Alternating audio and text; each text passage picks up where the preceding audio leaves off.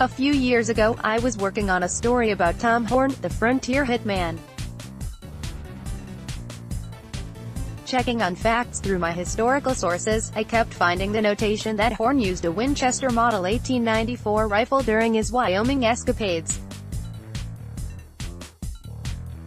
Well now, heck, that just couldn't be. I knew that Tom Horn packed a big-bore Winchester Model 1876 during that time.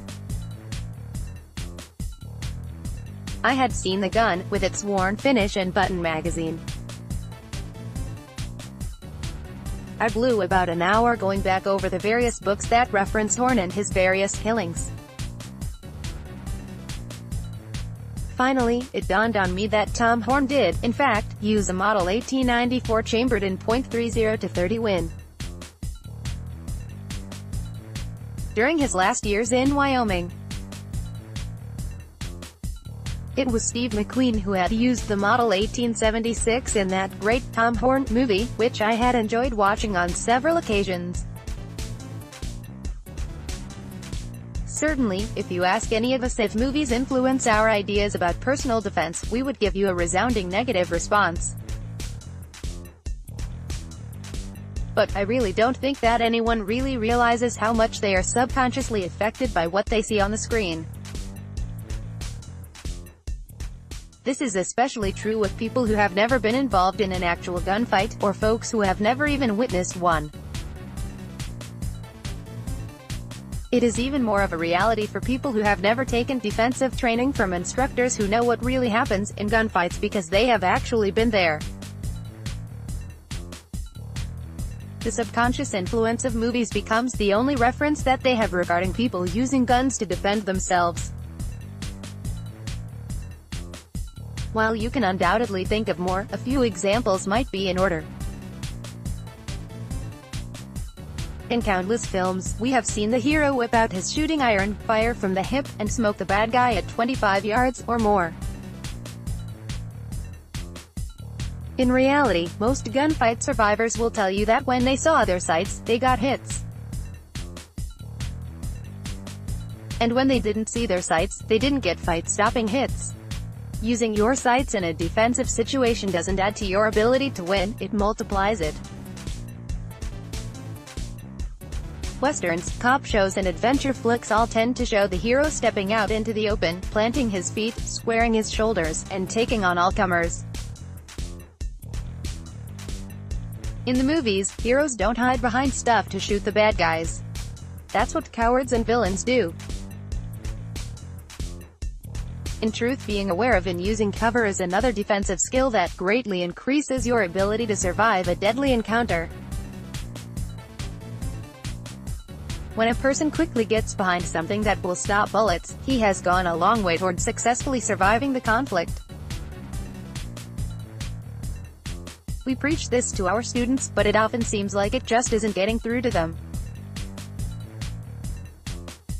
This is yet another problem I blame on the subconscious influence of movies. Right in line with this, while we munch away on the popcorn, is seeing the hero facing an attack by multiple aggressors. He solves this particular challenge by standing flat-footed out in the open and shooting with blinding speed, shooting so fast that he knocks down all of his attackers before they can even get a bullet into him. In the real world, if you tried this with 2 or more attackers, you would, more than likely, get shot. Yes, I know that some people can clean the El Presidente drill with impressive speed. But it is a good idea to remember that those 3 silhouette targets are not shooting back. If the defensive shooter can't find a way to get completely away from an attack by multiple shooters, the use of cover and proper attention to the pistol sights are the only hope he has of surviving. I could go on and on with examples of the faulty pistol craft that we see in movies. But I'm sure that you get my point. We are all affected, to one degree or another, by the gun handling that we have seen in the movies and on the TV screen. In discussing it, we can quickly see the mistakes, but the bad examples still lurk back there in that part of our mind that we call the subconscious.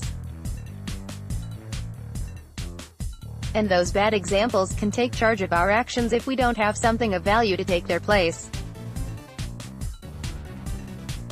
This is why getting good professional training is so important.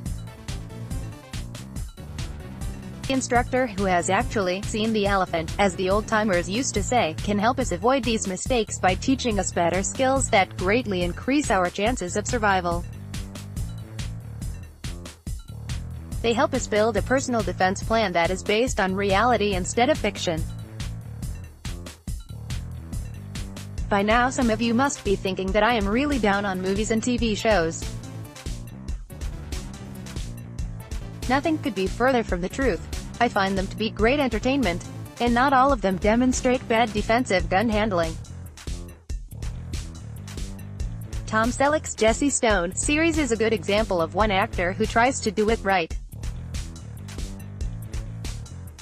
Sadly, however, for every show that demonstrates good gun handling, we can name many that do not. So I encourage you to continue to enjoy the movies and good TV shows. Just remember that they are fiction and entertainment, not training films. And be aware of the subconscious influence that they have on all of us to one extent or another. Being conscious of the difference helps us to deal with reality while we still enjoy the fiction. Thanks to Shooting Illustrated for this post. Click here to visit shootingillustrated.com. Better yet, click here to subscribe to SI's free newsletter delivered to your inbox.